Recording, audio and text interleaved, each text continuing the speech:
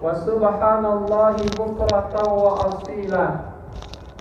La ilaha illallah wahdah sadaqa wa'dah wa nasara 'abdah wa 'azza jundahu wa hazamal ahzaba wahdah. La ilaha illallah wa la na'budu illa iyyahu mukhlishina lahuddin walau karihal kafirun walau karihal musyrikun walau karihal munafiqun. La ilaha illallah wallahu akbar. Allahu akbar walillahil hamd. Alhamdulillahilladzi khalaqal insan fi ahsani taqwim wahdahu ila siratil mustaqim.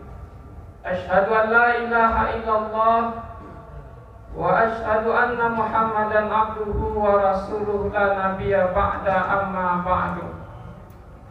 Allahumma fassalli wa sallim ala hadzal nabiyil karim wa ala alihi wa ashabihi rasulillahi ajma'in. Ya ayyuhal hadirun wal muslimun, usikum wa iyaya bitaqwallah faqad fazal muttaqun. Ittaqullaha haqqa tuqatih wa la tamutunna illa wa antum muslimun. Wa tazawwadu fa inna khairaz zadi taqwa. Wattaqun ya ulil albab. Qala Allah Ta'ala fil Qur'anil Karim. A'udzu billahi minasy syaithanir rajim. Bismillahirrahmanirrahim.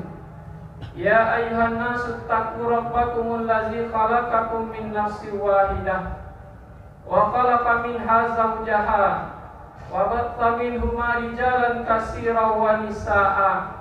Wattaqullaha alladzi tasaaluna bihi wal arham. Innallaha kana 'alaikum raqiba. Wa qala aidan watlu 'alaihim naba'a bani adam bil haqq iz qarraba qurbanan fataqabbalu min ahadihima wa lam yataqabbal minal akhar qala la'aqtulannaka qala innama yataqabbalu Allahu minal muttaqin. Allahu akbar walillahil hamd.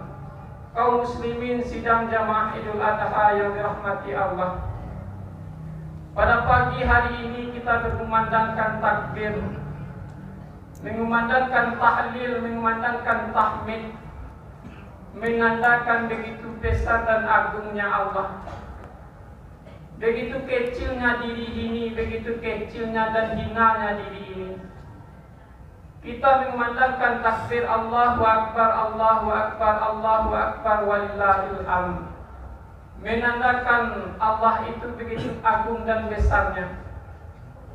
Maka hari ini kita bersama-sama mengumandangkan takbir, tahlil dan tahmid itu. Pada hari ini kita hendaknya bersyukur kepada Allah.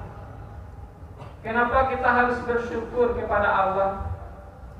Kita hari ini bisa melaksanakan salat Idul Adha bersama-sama, bisa bergembira bersama-sama. Namun ada sanak saudara kita yang hari ini tidak bisa bergembira dan salat bersama dengan kita. Yang kemarin siang dia sakit mendadak, kemudian dia terbaring terbujur kaku di rumah sakit. Seakan-akan hatinya ingin hadir melaksanakan salat Idul Adha itu bersama dengan sanak saudara karib kerabatnya. Tapi alangkah apa daya, Allah berkata lain. Dia sakit pada hari ini berada di rumah sakit. Namun kemarin kita juga berencana bersama sanak saudara kita, bersama ayah kita, ibu kita, anak kita, untuk hadir salat Idul Adha di lapangan dan di masjid ini. Namun ada ibu atau anak kita yang sakit, tidak bisa hadir pada hari ini. Untuk itu alangkah kita bersyukur masih Allah berikan nikmat sehat itu dalam diri kita. Masih Allah berikan nikmat yang begitu besar itu, hendaknya kita syukuri hendaknya. Allahu akbar, Allahu akbar, Allahu akbar walillahil hamd. Kaum muslimin sidang jamaah Idul Adha yang dirahmati Allah. Hari ini dalam momentum Idul Adha ini, ada orang mengatakan Idul Adha itu berasal dari kata ad-duha, yaitu matahari yang setinggalan naik, yang masih remang-remang, yang tidak terlalu panas.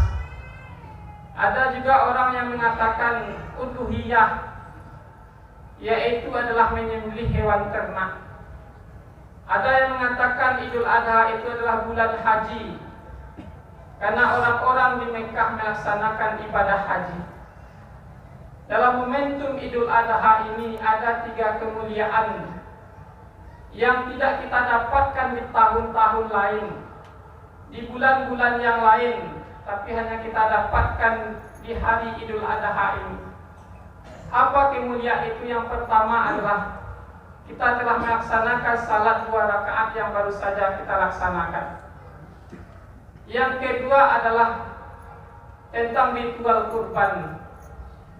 Kita ketika hari raya Idul Adha, kita hanya sibuk mencari berapa sapi yang akan dipotong, apa hewan kurban, kita berkurban atau tidak.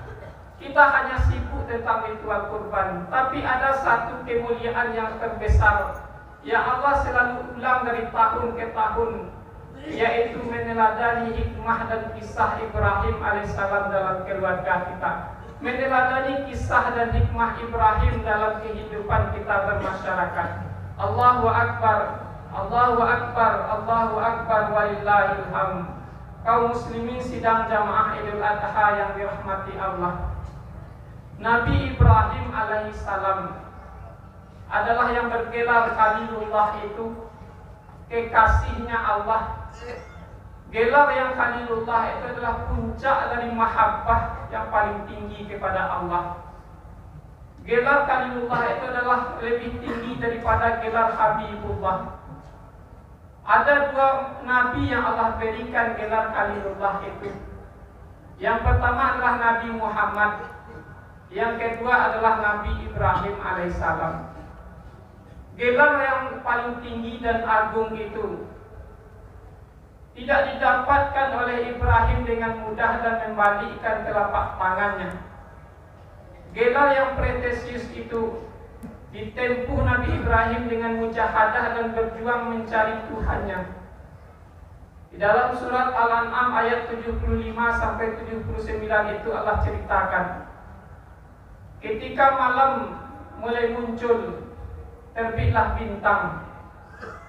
Nabi Ibrahim melihat, ketika dia mencari Tuhannya, dia katakan bintang ini mungkin Tuhan saya. Namun ketika hari mulai larut, malam mulai larut, muncullah bulan, tenggelamlah bintang. Nabi Ibrahim mengatakan, Tuhanku tidak mungkin tenggelam. Mungkin bulan ini adalah Tuhanku yang menyinari alam dan malam ini. Ketika malam hilang, muncullah siang, bulan pun tenggelam, terbitlah matahari. Nabi Ibrahim mengatakan, Haza Rabbi, Haza Akbar. Ini yang paling besar, inilah Tuhanku. Ternyata siang pun hilang, matahari pun tenggelam. Nabi Ibrahim mengatakan, Tuhanku tidak mungkin tenggelam. Dengan bermujahadah mencari siapa Tuhannya. Di dalam surat Al-An'am ayat 79-nya dia temukan siapa Tuhan dan Rabbinya itu. Inni wajjahtu wajhiya lillazi fataras samawati wal ardh hanifa wa ma ana minal musyrikin. Sesungguhnya aku hadapkan wajahku kepada Allah yang telah menciptakan langit dan bumi dengan penuh ketundukan dan kepasrahan. Mudah-mudahan aku tidak termasuk orang-orang yang musyrik. Perjuangan yang mujahadah dan sungguh-sungguh itu, akhirnya Nabi Ibrahim menemukan siapa Tuhan dan Rabbinya itu. Dalam surat Al-Ankabut ayat 69 Allah katakan, wallazina jahadu fina lanahdiyannahum subulana. Barang siapa yang menempuh suatu jalan Allah, maka Allah akan tunjukkan jalan itu kepadanya. Nabi Ibrahim menempuh jalannya Allah, bermujahadah mencari siapa Tuhannya. Lantas Allah tunjukkan jalannya itu. Hari ini anak-anak kita yang bercita-cita menempuh satu cita-cita yang sangat tinggi dengan menempuh jalan Allah, maka Allah akan tunjukkan jalannya itu. Hari ini kita bekerja dengan sungguh-sungguh dengan menempuh jalannya Allah, maka kita akan bekerja dengan sukses yang Allah berikan kesuksesan kepada diri kita. Allahu Akbar, Allahu Akbar, Allahu Akbar, walillahil hamd. Kaum muslimin sidang jamaah Idul Adha yang dirahmati Allah. Setelah Nabi Ibrahim menemukan siapa Tuhannya itu, kemudian diajaklah karib kerabat ayahnya bernama Azar, rajanya Namrud yang sangat zalim itu, didakwahi oleh Nabi Ibrahim. Makanya ketika kita beriman, damirnya dikatakan asyhadu, saya bersaksi. Namun ketika kita menyembah, Allah tidak mengatakan a'budu, saya menyembah, tapi Allah mengubah damirnya dari asyhadu menjadi na'budu, kami menyembah, bukan a'budu, saya menyembah. Ketika beriman, Allah mengatakan asyhadu, saya bersaksi. Tapi ketika beribadah, Allah ganti na'budu, kami menyembah. Iyyaka na'budu wa iyyaka nasta'in, kepadamulah kami menyembah. Makanya ketika kita jangan menjadi saleh secara sendirian, maka kita harus saleh secara bersama-sama. Di dalam kitab Riyadhus Shalihin yang dikarang oleh Imam An-Nawawi itu, yang berisi 1896 hadis, dikatakan dalam kitab itu Riyadhus Shalihin agar kita menjadi saleh secara bersama-sama. Tapi tidak dikatakan Riyadhus Shaleh, tapi dikatakan Riyadhus Shalihin agar kita menjadi saleh secara bersama-sama. Namun untuk menjadi saleh secara bersama-sama itu, untuk menyembah Allah secara bersama-sama dan berdakwah itu tidak mudah. Nabi Ibrahim telah mencapai mencari Tuhannya itu, diajaknya karib kerabat, sanak saudara raja dan ayahnya itu bernama Azar. Ternyata dia hampir dibakar hidup-hidup. Dia diusir dari kampungnya, dari Palestina menuju Mekah. Coba kita bayangkan, Nabi Ibrahim dibakar hidup-hidup, diusir dari Palestina menuju Mekah, dari kampungnya sendiri. Berjalan kaki dari Palestina menuju Mekah yang jauhnya 1 hari 2 malam menggunakan bis. Namun Nabi Ibrahim tidak menggunakan onta, menggunakan bis, tapi berjalan kaki dengan Siti Hajar. Dan anaknya yang masih kecil, yang masih merah itu digendong oleh Ibrahim bersama istrinya Hajar ke Mekah. Coba kita ilustrasikan kepada diri kita pada hari ini. Kita tidak seperti Ibrahim. Kita ilustrasikan, kita pindah rumah saja, pindah dari perantauan ke rantau yang lain, membawa anak yang masih mungil, yang masih merah itu berjalan kaki dari Palestina menuju Mekah. Subhanallah, setelah ditinggalkan di lembah yang tandus, yang tidak ada penghuninya itu, lantas Siti Hajar bertanya kepada Ibrahim, karena setelah Ibrahim meninggalkan Siti Hajar di lembah yang tandus itu, Nabi Ibrahim harus berbalik ke Palestina dalam rangka berdakwah sebagai pekerjaan mendakwahi ayah dan raja Namrud itu. Siti Hajar bertanya, ahaza min amrillah, apakah ini perintah Allah? Tanpa menoleh, Nabi Ibrahim mengatakan, bala, iya, ini perintah Allah. Lantas apa jawaban Siti Hajar ketika itu, istri yang penuh beriman dan teguh tauhidnya kepada Allah? Apa jawab Siti Hajar? Laukana ahaza min amrillah larasbir, jika ini memang perintah Allah, saya sabar menerimanya. Begitulah jawaban istri yang penuh iman dan tauhidnya kepada Allah. Adakah istri seperti itu hari ini? Begitulah keteguhan iman Siti Hajar. Orang-orang yang benar-benar beriman kepada Allah itu, dia akan merasakan manis dan nikmatnya iman itu. Dalam hadis dikatakan, salasun man kunna fihi wajadah halawatal iman. Ada 3 hal, apabila 3 hal itu ada dalam diri seseorang, dia akan merasakan manis dan nikmatnya iman itu. Yang pertama adalah ayatunallahu wa rasuluhu ahabba ilaiha mimma siwahuma. Allah dan Rasulnya lebih dia cintai daripada siapapun. Yang kedua, wa ayyuhibba abdan la yuhibbuhu illa lillah. Dia mencintai manusia sesama hambanya ini karena cintanya kepada Allah. Yang ketiga, wa ayakraha ayyauda fil kufri ba'da is ankazahullahu kama yakraha ayyuzafa finnar. Dia benci kepada kekafiran, kezaliman, sehingga dia diselamatkan Allah dari api neraka, sebagaimana bencinya kepada kezaliman dan kekafiran itu. Tiga hal inilah yang ada pada Siti Hajar. Dia meyakini Allah, mencintai suaminya karena Allah, dia benci kepada kezaliman dan kekafiran, sehingga dia benar-benar merasakan manis dan nikmatnya iman itu walaupun berada dalam lembah yang tandus itu. Ya Allah abadikan dalam surat Al-Ibrahim ayat 37. Rabbana inni askantu biwadin ghairi zizar'in inda baitikal muharram. Yang Allah tinggalkan Siti Hajar di rumah Allahnya itu.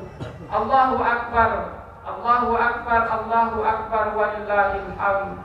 Kaum muslimin sidang jamaah Idul Adha yang dirahmati Allah, setelah ditinggalkan di lembah yang tandus itu, Ibrahim berbalik ke Palestina dalam langkah dakwahnya. Lantas merengeklah Ismail yang masih mungil dan kecil itu. Dia kehabisan air, maka mencari airlah Siti Hajar dari Safa ke Marwah, berbolak-balik untuk mencari air untuk Ismail alaihissalam yang menangis meminta air itu. Kenapa Siti Hajar harus berbolak-balik dari Safa ke Marwah? Dia kan istri Nabi, berdoa saja dia minta air, Allah kasih air. Hikmahnya adalah walaupun begitu dekatnya kita kepada Allah, kita harus perlu ikhtiar, berusaha sebelum berdoa. Maka setelah berbolak-balik Hajar dari Safa ke Marwah, air tidak ditemukan.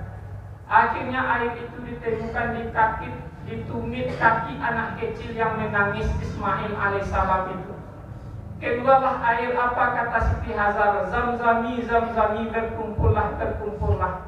Maka disebutlah dengan air Zam-Zam, yang akhirnya negeri itu menjadi negeri yang makmur, yang banyak dan ramai dikunjungi orang. Dalam surat Al-Baqarah ayat 126 itu, Rabbi hazzal balada amina.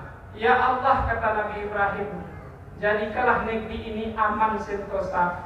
Makbul doa Nabi Ibrahim, negeri itu menjadi negeri aman dan makmur yang ramai dikunjungi orang. Allahu Akbar, Allahu Akbar, Allahu Akbar walillahil hamd. Kaum muslimin sidang jamaah Idul Adha yang dirahmati Allah, setelah ditinggalkan puluhan tahun di lembah yang tandus itu, Nabi Ibrahim teringat dengan anak dan istrinya yang dia tinggalkan puluhan tahun. Berbaliklah Nabi Ibrahim dari Palestina menuju Mekah berjalan kaki demi melihat anak dan istrinya yang dia tinggalkan puluhan tahun itu. Setelah Nabi Ibrahim tiba di Mekah di lembah yang tandus itu, begitu bahagia dan bersyukurnya Ibrahim dilihatnya anaknya tumbuh dengan dewasa, tumbuh dengan gagahnya. Siti Hajar istrinya selamat dan sehat dalam perkembangannya. Bahagia dan bersyukurnya Ibrahim. Namun kebahagiaan itu cepatlah sirna. Datanglah perintah yang kedua dari Allah, yaitu Nabi Ibrahim harus meninggikan pondasi Ka'bah yang pernah hancur diterjang banjir pada zaman Nabi Nuh alaihissalam. Dalam surat Al-Baqarah ayat 127 itu, wa iz yarfa'u Ibrahimul qawaida minal baiti wa Ismail. Nabi Ibrahim harus meninggikan pondasi Ka'bah bersama Ismail alaihissalam. Dalam tatanan bahasa Arab, kenapa Ismail itu diakhirkan? Wa iz yarfa'u Ibrahimul qawaida minal baiti wa Ismail. Kenapa Allah mengakhirkan Ismail? Dalam tatanan bahasa Arab disebut dengan majas takhir. Artinya peran Ismail itu kecil, tidak sama dengan peran ayahnya yang begitu besar. Allah bisa saja mengatakan wa iz yarfa'u Ismail wal qawaidu minal baiti wa Ibrahim. Namun peran Ismail itu kecil, tidak sama dengan peran ayahnya yang begitu besar. Ketika Nabi Ibrahim meninggikan pondasi Ka'bah, langkah pertamanya disebut makam, maka sekarang ada namanya makam Ibrahim. Di sudut ketika Nabi Ibrahim meninggikan pondasi Ka'bah itu, dilihatlah oleh anaknya Ismail dengan penuh kasih sayang, kasihan dia melihat ayahnya, tugas ayahnya yang begitu besar itu. Nabi Ibrahim timbul keinginan membantu ayahnya. Diambilnya batu-batu, dalam bahasa Arab disebut dengan hajar. Setelah dipasang dia disebut dengan hijir, sekarang bernama dengan hijir Ismail alaihissalam. Begitulah jika ayah mendidik anaknya dengan penuh kasih sayang, anak pun akan timbul feedback kepada ayahnya, ingin membantu ayahnya. Adakah hari ini seorang ibu-ibu yang memasak di dapur dilihat oleh anaknya, ada keinginan anaknya untuk membantu ibunya? Adakah hari ini ayah yang sibuk bekerja, mencuci mobil ke ladang, apakah ada keinginan dari anaknya? Keinginan dari anaknya kasih sayang untuk membantu ayahnya. Makanya perlu kita introspeksi diri kita. Keteladanan Ibrahim apa yang kita pakai pada hari ini? Allahu Akbar, Allahu Akbar, Allahu Akbar, walillahil hamd. Kaum muslimin sidang jamaah Idul Adha yang dirahmati Allah. Setelah Nabi Ibrahim meninggikan pondasi Ka'bah itu, setelah Nabi Ibrahim berbahagia dengan anaknya itu, yang puluhan tahun dia nanti-nanti, Nabi Ibrahim berdoa selama 80 tahun, Rabbi habli minas salihin. Ya Allah, berikanlah, anugerahkanlah kepadaku anak yang saleh. Namun datang perintah yang ketiga dari Allah. Inilah puncaknya, perintah yang sangat di luar rasionalitas manusia. Dalam surat As-Saffat ayat 102 Allah katakan, Ya bunayya inni ara fil manam anni azbahuka fanzur maza tara. Apa kata Ibrahim kepada anaknya? Wahai anakku, tadi malam ayah bermimpi ingin menyembelihmu. Bagaimana pendapat? Apa jawaban Nabi Ismail alaihissalam, seorang anak yang penuh beriman kepada Allah itu? Ya abatif al ma tu'maru satajiduni insyaallah minas sabirin. Wahai ayah, sekarang juga laksanakan. Mudah-mudahan engkau akan mendapatiku sebagai orang-orang yang sabar. Ya bunayya itu adalah panggilan kasih. Ya abatif al adalah panggilan sayang. Jika seorang ayah telah memanggil anaknya dengan panggilan kasih, maka anak akan memanggil ayahnya dengan panggilan sayang. Adakah hari ini seorang ayah, seorang ibu memanggil anaknya dengan panggilan terkasih, maka anak pun akan memanggil ayah dan ibunya dengan panggilan tersayang. Itulah yang dirasakan oleh Ibrahim dan Ismail alaihissalam itu. Ada 3 kejadian yang luar biasa. Di dalam buku Ustadz Umar Ahmad Faraja diterangkan. Di jilid yang ke-25 itu baris ke-15 dijelaskan. Yang pertama, ketika Ibrahim menyembelih Ismail alaihissalam itu, apa kata Ismail kepada Ibrahim? Wahai ayah, tajamkan pisaunya. Mudah-mudahan ketika engkau menyembelihku aku tidak merasa kesakitan. Yang kedua, kata Ismail kepada ayahnya, wahai ayah, kencangkan ikatanku ini. Mudah-mudahan ketika engkau menyembelihku aku tidak meronta-ronta. Yang ketiga, kata Ismail kepada ayahnya, wahai ayah, lipat gamisku yang paling luar ini agar tidak terkena ciptaan darah, dan berikan kepada ibundaku Hajar sebagai kenang-kenangan. Begitulah 3 hal yang luar biasa dikatakan dalam kitab Ustadz Umar Ahmad Faraja itu. Nah, hari ini kurban itu adalah sebagai bentuk bukti kecintaan kita kepada Allah. Semakin cinta kita kepada Allah, kita buktikan dengan kurban. Hari ini kita berkurban hanya 2.700.000. Allah tidak meminta kurban anak kita seperti Ibrahim. Allah tidak meminta kita harus berkurban 1 ekor sapi, tapi kita berkurban 2.700.000, tapi kita enggan untuk berkurban. Kita tidak mampu mendekatkan sebagai bukti kecintaan kita kepada Allah. Ada seorang nenek-nenek yang berumur 80 tahun. Suatu hari dia menyisihkan jajanannya selama 1 tahun. Jajanan yang diberikan oleh anaknya itu dia sisihkan selama 1 tahun. Setelah 1 tahun jajanan itu dibongkar oleh anaknya. Alangkah gembira dan menetes hati nenek ini. Celengannya itu mampu membeli dan berkorban 1 ekor sapi. Nenek itu mampu menyembelih kehewanan dirinya. Dia mampu menyembelih kehewanan dan kepuasan dirinya terhadap harta, pangkat, dan jabatan. Dia berkorban di jalan Allah sebagai bentuk bukti kecintaannya kepada Allah itu.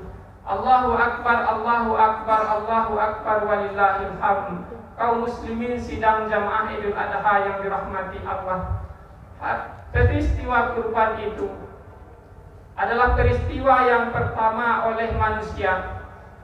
Sebagaimana kita lihat peristiwa anak Nabi Adam alaihissalam itu di dalam surat Al-Maidah ayat 27. Watlu alaihim naba'a bani Adam bil haqq istarraba qurbanan fatuqbilu min ahadihima wa lam yutaqabbal min al-akhar. Ketika Nabi Adam mempunyai anak Habil dan Qabil. Habil mempunyai saudara kembar yang bernama Labuda yang jelek. Sementara Qabil mempunyai saudara kembar bernama Ikrimah yang cantik jelita. Namun dalam pernikahan itu adalah dikawinkan silang. Qabil harus menikahi saudara kembarnya Habil Labuda, sementara Habil harus menikahi saudara kembar Qabil yang cantik jelita bernama Ikrimah. Qabil pun protes kepada Nabi Adam. Kenapa dia harus dinikahkan dengan Labuda yang jelek, sementara Habil dinikahkan dengan Ikrimah yang cantik jelita? Maka Adam menyuruh keduanya berkurban. Barang siapa yang kurbannya di atas bukit disambar api dari langit, maka dialah kurbannya yang diterima oleh Allah. Habil mengorbankan hewan ternaknya yang begitu bagus, sementara Qabil mengorbankan hasil tanamannya yang sangat buruk. Maka kurban Habil lah yang disambar api dari langit, maka kurban Habil yang diterima oleh Allah. Namun apa kata Qabil? Qala la'aqtulannaka. Sungguh saya akan membunuhmu wahai Habil. Tapi apa jawab Habil? Bukti orang yang kurbannya diterima. Qala innama yataqabbalullahu minal muttaqin. Sesungguhnya Allah hanya menerima kurban orang-orang yang bertakwa itu. Untuk itu hari ini kita yang berkurban dengan 3 ekor sapi 1 orang. Kita yang berkurban paling banyak hari ini, hendaknya jangan kita luruskan niat dalam berkurban itu. Hendaknya jangan mengupat berapapun hasil yang kita terima dari panitia kurban, hendaknya kita terima. Hendaknya ada beberapa kesalahan berkurban pada hari ini di tengah masyarakat kita. Yang pertama adalah tidak ikhlas dalam berkurban. Banyak orang-orang yang hari ini berkurban dengan pamer dengan kekayaannya. Dia sanggup berkurban dengan 5 ekor sapi. Dia sanggup berkurban. Akhirnya ketika pulang dengan kurban, panitia mengasingkan kantong aslinya, sehingga dengan pamernya dia tenteng pulang kantong asli itu, pertanda dia orang yang mampu dalam berkurban. Wa ma umiru illa liya'budullaha mukhlishina lahuddin. Sesungguhnya Allah hanya melihat keikhlasan dalam beribadah. Yang kedua adalah kesalahan dalam berkurban hari ini adalah tidak memperhatikan adab dalam berkurban. Kita harus menajamkan pisaunya agar sapi yang disembelih tidak merasa kesakitan. Wa iza zabahtum fa ahsinu zabha. Jika kamu hendak menyembelih, sembelihlah dengan keadaan baik dan tajamkan pisaunya. Yang kedua adalah kesalahan berkurban. Tidak boleh memberi upah tukang jagal, tukang sembelih hewan kurban dari daging kurban itu. Dari Ali bin Abi Thalib pernah disuruh Rasul untuk mengurusi hewan kurban. Ali membagikan seluruh daging dan kulit hewan kurban itu, tapi Ali tidak memberi upah tukang sembelih hewan kurban. Kata Rasul, nahnu nu'tihi min indina. Kami yang memberi upah tukang sembelih itu dari uang kami, kata Rasul. Yang ketiga adalah kesalahan dalam berkurban. Panitia mendapat jatah khusus dari daging kurban itu. Ini tidak boleh, karena panitia adalah wakil dari orang peserta kurban. Berbeda dengan amil zakat, dia wajib mendapatkan harta zakat. tapi adalah panitia, adalah wakil dari peserta kurban. Makanya panitia tidak boleh mendapat jatah khusus. Di dalam surat Al-Hajj ayat 28 itu, fakulu minha, makanlah darinya, wa atimul ba'isal fakir, berikanlah hewan kurban itu kepada orang-orang yang fakir. Hari ini banyak orang-orang di tengah kita yang masih fakir dan miskin, yang membutuhkan hewan kurban itu. Yang keempat adalah kesalahan hari ini adalah kita mendapatkan penyakit mulut dan kuku. Ketua MUI Sumbar telah melakukan koordinasi dengan Dinas Peternakan. Di dalam surat edaran itu adalah yang dapat kita ambil kesimpulan. Yang pertama adalah penyakit mulut dan kuku itu tidak membahayakan bagi kesehatan. Yang kedua adalah sebelum penyembelihan hewan kurban, sebaiknya tempatnya itu haruslah disinfektan terlebih dahulu. Yang ketiga adalah penyakit hewan yang mempunyai penyakit mulut dan kuku itu, kalau hanya melihat gejala klinis yang sangat kronis, hendaknya tempat-tempat yang mempunyai penyakit itu dibuang saja. Itulah surat edaran yang dikeluarkan oleh Ketua MUI Sumbar bersama Dinas Peternakan Sumbar. Allahu Akbar, Allahu Akbar, Allahu Akbar, walillahil hamd. Kaum muslimin sidang jamaah Idul Adha yang dirahmati Allah. Lantas hari ini peristiwa Nabi Ibrahim alaihi salam itu dapat kita ambil hikmah dan kita keteladani dalam kehidupan kita. Ada orang mengatakan kita bukan Nabi Ibrahim, kita bukan Ismail, kita bukan Siti Hajar, kita tidak dapat meneladani kata orang. Namun ada manusia biasa yang meneladani kisah Ibrahim alaihissalam dalam dirinya, sehingga namanya Allah cantumkan dalam Al-Quran bernama keluarga Imran, Ali Imran. Imran adalah manusia biasa yang saleh. Dia mempunyai istri bernama Hana, wanita yang salehah. Dari keluarga yang saleh dan salehah itu melahirkan seorang anak bernama Maryam, wanita yang salehah yang Allah puji, yang Allah cantumkan namanya dalam Al-Quran, yaitu surat Maryam. Dari Maryam itu melahirkan seorang anak bernama Nabi Isa alaihissalam.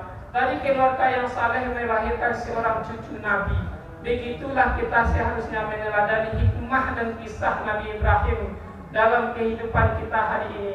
Hari ini kita lihat, adakah seorang ayah seperti Ibrahim? Adakah seorang anak seperti Ismail alaihissalam? Adakah seorang ibu seperti Siti Hajar pada hari ini? Untuk itu dengan melahirkan dan meneladani kisah Ibrahim itu, makanya dalam kehidupan kita hari ini kita mendidik anak-anak kita. Yang pertama adalah dengan selalu berdoa, Rabbi habli minas salihin. Yang kedua adalah mencarikan seorang istri yang saleh dan salehah seperti Siti Hajar. Yang ketiga adalah mendidiknya dari kecil dengan pendidikan agama dan tauhid. Umur 7 tahun kita suruh anak itu salat, muru auladakum bisalah wa hum abna'us sab'i sinin. Suruhlah anakmu itu salat pada umur 7 tahun. Wadribuhum 'alaiha wa hum abna'u asri sinin, dan pukullah mereka ketika mereka telah berumur 10 tahun. Wa fariqu bainahum fil madaji', dan pisahkanlah tempat tidurnya, agar melahirkan generasi ini seperti generasi Ismail alaihissalam. Yang terakhir, apa hikmah yang dapat kita ambil dari kisah Ibrahim alaihissalam itu? Yang pertama adalah hikmahnya, hidup ini adalah ujian. Seberapa besar kita mendekat kepada Allah, kita akan diuji oleh Allah. Sebagaimana Ibrahim begitu dekatnya kepada Allah, diberi gelar Khalilullah, dia diuji dengan anaknya, dengan istrinya, diuji sampai dibakar hidup-hidup. Dalam surat Al-Ankabut ayat 2 Allah katakan, ahasiban nasi ayutraku ayakulu amanah wa hum la yuftanun. Apakah kamu akan dibiarkan saja mengatakan ayakulu amanah, saya beriman, sebelum kamu diuji oleh Allah? Hikmah yang kedua adalah kurban menandakan bukti kecintaan kita kepada Allah. Ibrahim mencintai anaknya, diuji dengan anaknya, harus dikorbankan. Hari ini kita, apa yang kita cintai, kita diuji oleh Allah. Kita bisa saja cinta kepada anak, lantas anak diambil oleh Allah. Kita cinta kepada harta-harta kita dimaling orang. Karena itu kecintaan kita kepada suatu itu harus kita korbankan sebagai bukti kecintaan dan kedekatan kita kepada Allah. lan tanalul birra hatta tunfiqu mimma tuhibbun. Kamu itu tidak akan mendapatkan kebaikan sebelum apa yang kamu korbankan itu adalah apa yang kamu cintai, kata Allah. Yang ketiga hikmahnya adalah meneladani kisah Ibrahim alaihissalam dalam kehidupan kita ini. Bagaimana kita harus menjadi seorang ayah bermusyawarah dengan anaknya, memanggil anaknya dengan panggilan kasih, maka anak pun akan memanggil ayah dan ibunya dengan panggilan tersayang itu. Mudah-mudahan melahirkan generasi-generasi Ismail, seorang ayah yang melahirkan ayah seperti Ibrahim dan ibu seperti Hajar. Dengan terakhirnya khutbah ini, kita tutup dengan doa. Mudah-mudahan di pagi ini Allah ijabah doa kita kepada Allah hendaknya. A'udzubillahi minasyaitonirrajim. Bismillahirrahmanirrahim. Alhamdulillahirabbil alamin wal 'aqibatu lil muttaqin wassalatu wassalamu ala asrafil anbiya'i wal mursalin wa ala alihi wa ashabihi rasulillahi ajma'in. Allahumma fir lil muslimina wal muslimat wal mu'minina wal mu'minat al ahya'i minhum wal amwat bi rahmatika ya qadiyal hajat. Allahumma salli ala salatan tunjina biha min jamil ahwali wal abad wa taqilana biha min jamil hajat wa tutahhiruna biha min jamil syai'at wa tarfa'una biha indaka ala darajat wa tuballighuna biha ghasal hayati fi jamil khairati fil hayati wa ba'dal mamat. Allahumma ahyina bil iman wa amitna bil iman wa ahsurna bil iman wa adkhilna al jannata ma'al iman. Allahumma la tada' lana fi makamil haza wa fi makamil kulli zamban illa ghafarta. Ya Allah, jika ada pada hari ini hamba-Mu yang penuh dosa, maka ampunilah segala dosanya yang begitu besar itu. Wala hamman illa farajata. Ya Allah, jika ada hari ini hamba-Mu yang gundah gulana, yang sedih jiwanya pada hari ini, maka gembirakanlah, berikanlah ketenangan dalam jiwanya. Wala asiran illa yasarta. Ya Allah, jika ada hari ini hamba-Mu yang begitu sulit persoalannya, maka pada hari ini mudahkanlah segala urusan dan persoalannya. Wala maridan illa syafaita.